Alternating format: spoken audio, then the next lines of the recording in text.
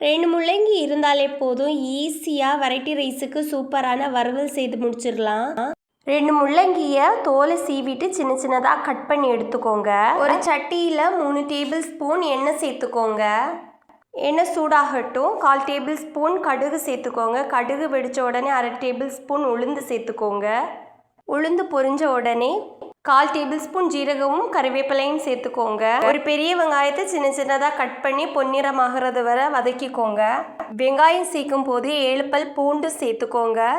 வெங்காயம் பூண்டும் வதங்கட்டும். இப்போது சின்ன சின்னதாக கட் பண்ணி வச்சுருக்க முள்ளங்கியை சேர்த்துக்கலாம்.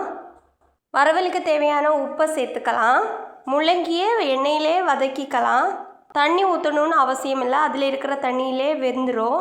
முள்ளங்கி வெந்துருச்சு. 1/4 டேபிள் ஸ்பூன் மஞ்சத்தூள், 1 டேபிள் ஸ்பூன் மிளகாத்தூள் சேர்த்து பச்சை வாசனை போகிறது வரை வதக்கி எடுத்தீங்கன்னா முள்ளங்கி வறுவல் ரெடி.